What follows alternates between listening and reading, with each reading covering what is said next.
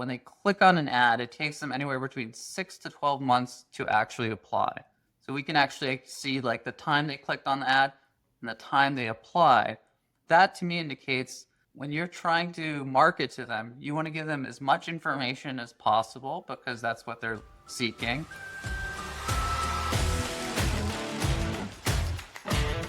Today, we're taking a hard look at lead generation in higher education, specifically why it doesn't work. Traditional lead generation strategies focus on capturing names and emails through RFI forms and hoping prospects will convert. But here's the problem. Most of enrolled students never even submit a lead form. So why do we keep treating students like sales prospects rather than informed decision makers? And more importantly, what should universities be doing instead? To break this down, I'm joined by Robert Kadar, a seasoned expert with over 15 years in marketing, enrollment, and media strategy for higher education. He's worked in some of the largest and most complex universities in the country, integrating data-driven strategies that actually drive results. Robert, welcome to the application. Thanks for having me. This is really Nice to join. exciting. Yeah, it's so exciting. And Robert is actually going to be presenting at EduWeb Summit this summer in July, so you'll be able to get the full view from his presentation, but we're going to give you quite a preview in our conversation right now. Robert, let's start with a big one, really the question of the day. Why do you think lead generation as we know it just isn't working in higher ed? Sure. Yeah. So just a little bit of background for how I landed on this kind of a revelation because I used to do lead generation myself, but my background was like as an undergraduate and graduate student in science and evolutionary biology. And I was always curious about testing, experimenting things and seeing what works and what doesn't work. And so when I got into higher ed marketing for the first time, actually marketing in general for the first time, I was just curious, like, because everyone was doing lead generation, I was like, how do we know that this actually works? How do we actually track it all the way through and see that this actually has the effect that we want it to have? And so when I first started my career, I started building these lead generation campaigns, building landing pages and digital advertisements, figuring out how the ad platforms work, how attribution works, how tracking works, all the way trying to track everyone from an ad click to a actual applicant and hopefully actually to a student. And so there's a bunch of technical challenges that we can get into later, but the short answer is that for a long period of time, what I noticed was that when we got all these great leads, or what we thought were great leads, and in terms of huge volume and the amount of quality submissions we got, we would hand those off to our admissions team or the recruitment team to do the follow-up and nurturing of those leads. And most of the time, we didn't get much of a, like, wow, we're getting all of these students from all of these leads and stuff like that. And I was always curious, well, are these leads actually converting? How do we know they're converting? And of course, you could do one thing, which I think a lot of people do, which is you could take the leads of your list, the list of leads, and you could take the list of your actual students and try to overlap them and see how many match. But no one was asking the question, which was how many enrolled students had previously filled out any kind of form on the website, landing page, whether they came from an ad or whether they came from just organically from search. Over the course of my career, I really wanted to answer that question. I wanted to look back at current students and see who actually filled out any of that information. And so when I was able to get a position where I was able to lead both the marketing CRM and the enrollment CRM and combine that data to make sure that we had connections between that information, I was able to look back and say how many enrolled students submitted form, and it was shocking to me. I only found that, well, let me just say it this way, 90% of students had never previously filled out a form on the website organically or through advertisements. So that's how I know that most students, overwhelming majority of students, are not really interested in lead forms and filling out forms. And that was a shocking revelation, and it's changed the way that I've done marketing. I can totally understand what you're saying, that most, when you look at an actual pool of students that enroll, that most of them never filled out a form. On the other hand, the ones that do are really interested, right? Because they're actually willing to fill out maybe even a cumbersome form, right? And let us know that they're interested. So it's interesting how we might see that play out. What emphasis do you put and where? So we know that students are they're already researching programs. We know they're reading reviews, they're going to social media channels, they are watching YouTube videos, right? And they're doing all of that before they apply to our schools. So it does make you wonder why we cling to these outdated tactics. Why do we run an entire ad campaign whose goal is lead generation? Why do you think we're clinging to this? That's a great question. And I was thinking about it a lot. I looked at my own reasons for doing that when I was focused on lead generation. One of the things that I think I realized about, at least about myself, and I think it might be attributable to others in the industry, is that when we look at like best practices from a lot of these lead generation tools and like the marketing CRM technologies that are out there, most of the best practices or recommendations is really focused on, I think about it as kind of like an audience that we think they know how to act, but we don't really actually test whether they know if they're actually acting that way. So we think Yeah. about like an audience that needs to get to your landing page, and we think about what's the end goal because we're very marketing and sales driven mentality, and we think about the end goal being, hey, we need to get these people to take a specific action, and we think that if we just put a form on that page with very little information and have them focus on that specific action, they're going to take that specific action. These are common recommendations. I just looked at what HubSpot one of the leading CRMs recommended the other day, and it basically says when you send an ad clicker to a landing page, it says make sure the landing page is almost naked. That's what they use. Barely any navigation to get to any other pages of your website, sparse content on your site.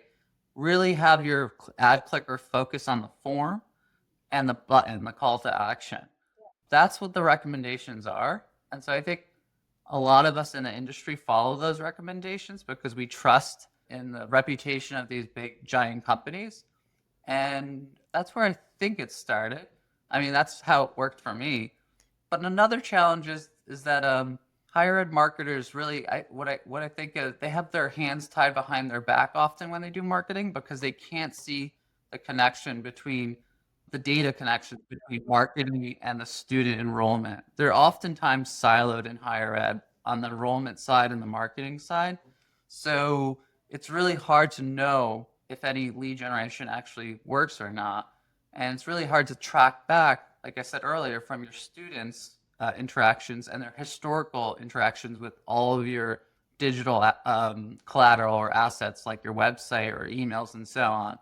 So it's really hard to actually see the full funnel. So I think that's what's happening as well. Yeah, clearly the light bulb moment for you was when you were able to connect those two CRMs together. That's so you could see the through line. If you can't see that through line, you don't really know what your impact is. It's sort of on the marketing side, it stops at delivering leads, and then you don't really know the true ROI of it. But what should we be doing instead? So should we be doing a different kind of RFI form? Should it be more like it's the sign up to visit or it's a quiz or something like that? Or should we be focusing on something entirely differently?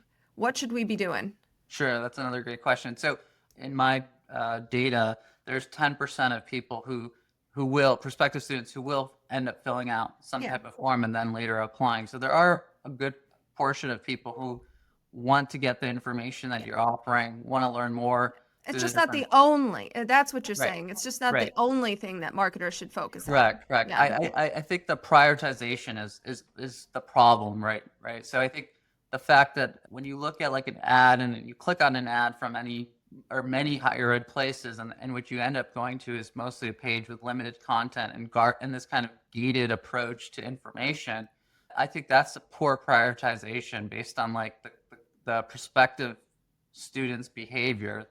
What we do see in terms of the prospective students' behavior is that, like you said earlier, what they do is a lot of research. They go to a bunch of different websites, ranking websites. They go to like testimonials, the sites with testimonials, sites with information that current students or alumni have left. Like Reddit is a great location for them.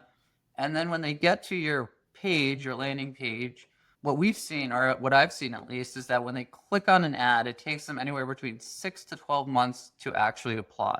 So we can actually see like the time they clicked on the ad and the time they apply. That to me indicates that when you're trying to market to them, you want to give them as much information as possible because that's what they're seeking.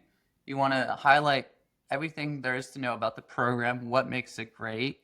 You want to give them all of the different avenues that they may want to take to reach out to you. That could be a phone call, it could be an email, it could be text messaging. It also could be like open houses or info sessions. That's what I think is really important. What I think we as marketers often get wrong is we think we can push a certain action onto the prospective student. Like we Yeah. think we, and I think the Because it's what problem we with, want. It's what we want. yeah, and I Yeah. think the problem is we have this marketing mentality of like there's a funnel, a marketing and sales funnel, and if we could just push these people down the funnel, then that's what we can do. But when you look at actual behavior, it's a lot more not as simplistic, and people aren't following our rules; they're following their own rules, and it's going to take them.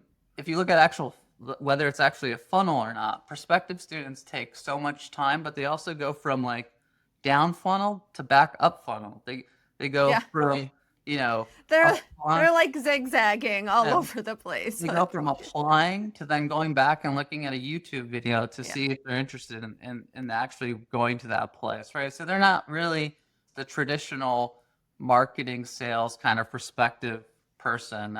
They don't follow those rules. I think the funnel helps us wrap our minds around it in a way because it's hard to wrap your mind around how the student is actually behaving, right? So we think, okay, let's just get more in at the top here and then improve the conversion rate here, here, and here, and then we're going to get our bottom line, right? That's that's just how it's going. So if we're not running campaigns with a goal of lead gen, what is our goal? Are we talking about engagement? Like, how are we being able to track our success? How are we going to figure out what's working? For sure. I think one of the, from my perspective, one of the primary success metrics is, did you get the student to get all the information from your website through emails and other areas that you're marketing, but did they eventually apply? Did you have some kind of influence? And influence is a broad term, but I've set up a system where I can track our marketing CRM interactions with all the prospective students to the enrollment side interactions. So I can actually see an ad click to an application. And really for us, it's really driving up. At the end of the day, it's really, are we driving applications? Because applications are really what the prospective student actually ends up doing if they get great information about what your program is all about, why your university is a great place to come to. So that's one key metrics, but I don't want to say it's the only key metrics. I think that's our primary metrics, but we also want to make sure we're getting in front of the right audiences, they're engaging, they have high click-through rates, cost per click is reasonable, and all of those other things at the top of the funnel are important to measure. But for us, it's really, we're trying to drive people through our marketing to apply, and then we really created that line, that division between marketing and our recruitment team, where the recruitment team does more of the hand holding and really tries to nurture the applicant through the process.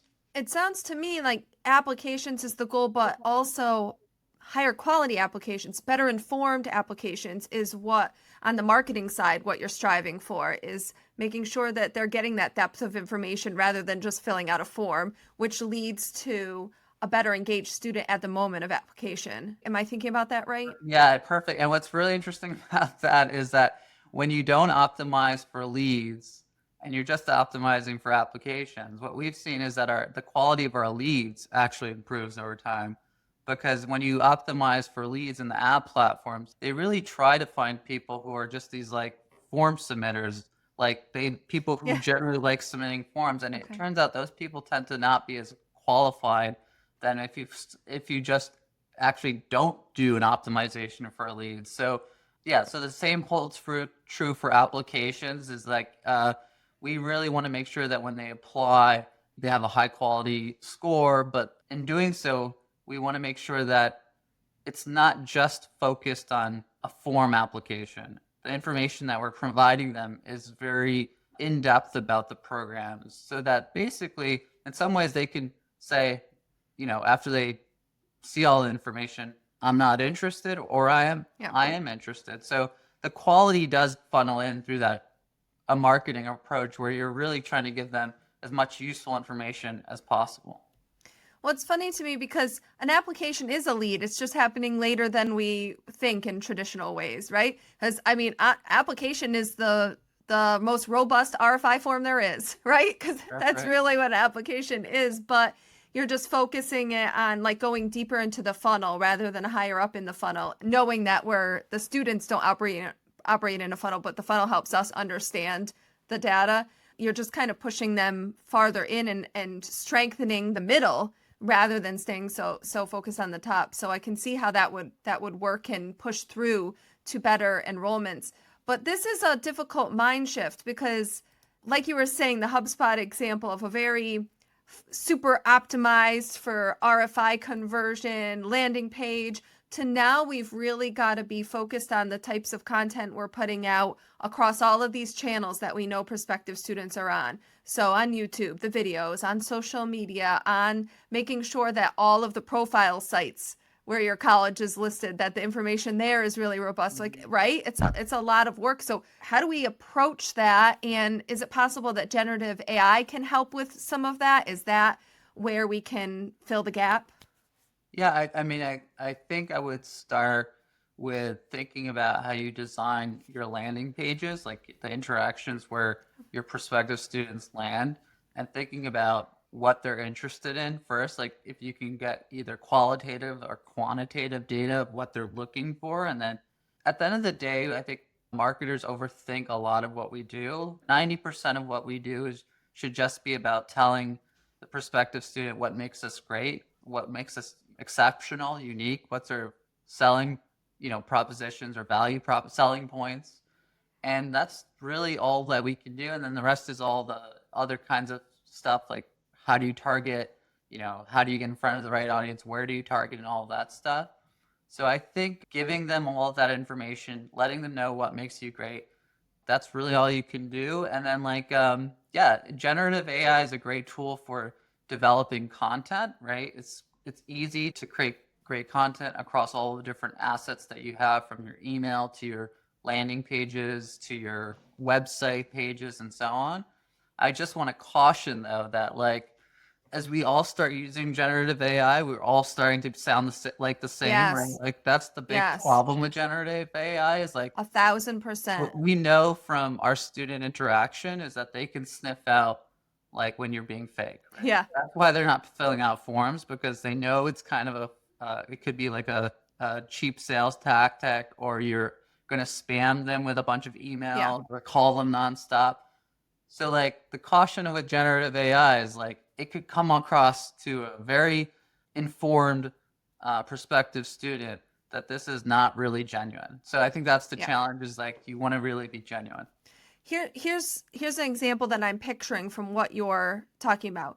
We have a landing page now that instead of being almost nothing but a form, there's content that can be tailored to each student, perhaps even a video, right? So what I think AI could help with is if you have a template that you have written for your institution, now where AI can help and create some efficiency is, okay, take this and can you tailor it for a student who's interested in business? And now can you do it for a student interested in science? Now can you do it for a student who's international, right? And sort of, so you're taking what you know to be that unique selling proposition and you're writing with the correct voice and tone for your institution and with the personality of your institution. It's just helping with the iterations on the different ways that you could sort of personalize and customize the content. How does that sound to you? Yeah, I think that's really good. I mean, the thing about form submissions that I think most prospective students, why they don't fill it out, is because it's not really personalized. Yeah. Like the universities are not spending enough time making sure that when they do fill out a form, the person gets something unique to them, right? A lot of what they do is they fill out the form and they get the general email about the program or the university, or they get a phone call and text messages and stuff like that. It's not really, the value is really not there. So generative AI, if you actually want to produce value, I think there's probably a lot that you can get out of it. Great content, figuring out who the person that you're interacting with, what they're interested in, and then producing content based on that. I agree with you on that. So Robert, I gotta send you to Sienna's website after this to check out. It's sort of we're using Halda, and I would call it's an RFI, but it doesn't feel like an RFI to the student. But what's really cool is you're not just asking information like sort of demographic information about the student. This actually feels to them sort of like a quiz, and you get to understand where they are and what's important to them, which does allow for that really awesome customized follow-up. But before that even happens, at the end screen after they have submitted, they get really custom content from that's AI driven, but it's all based on their answers, right? So now I don't have to go look all over the website for the thing I'm trying to learn about. It actually gets served right to me. So I think there's ways to be doing RFI in a better way, but then also making sure that we're not, like you said, prioritizing it as the end all be all of our marketing efforts. Are there any schools that you think are just doing this really well? Sort of like this, let's not focus on RFI, and let's just focus on telling our story really well. Sure. Now I remembered what I was trying to say. So let me jump back if I can for a second on that. So on the prospective student information and personalization, there are some general things that all students are looking for. That's something we actually know from research on from surveys and qualitative stuff from other things. And so what I've done at my university is figure out the buckets of information that prospective students are looking for.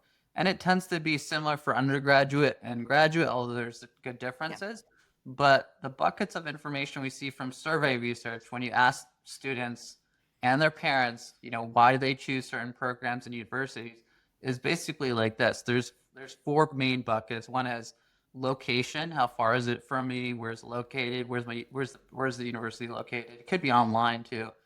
What's interesting about location is like when you look at online universities and you ask the question like, what percentage of online universities have students coming actually in from like local areas versus out of state? Like if you take any college, it's like 80% of students are local to the online universities. It's regional. Yeah. We have a local brain. We can't break through, it seems like going to a university online in like California from the East Coast or vice versa. So it's interesting. It's funny. The second thing is affordability. Is there scholarships available? The third thing is reputation. Like what's the reputation of you? It could be ranking. It could be faculty excellence. It could be things like alumni. Who are the alumni? Where are they? And the fourth thing is outcome, which is if I'm going to pay all this money and spend all this time in a university, what's the likelihood that I get the kind of profession that I want? Better be worth it. Yeah, is it worth it? Better be worth it, yeah.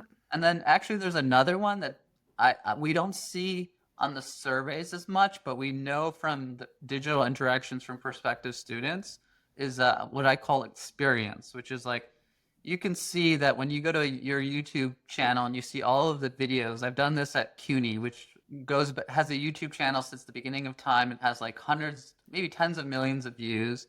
When you filter by the top most viewed YouTube video, it's really interesting because the top one always tends to be like videos about what it's like to live on campus, what it's like to be a student.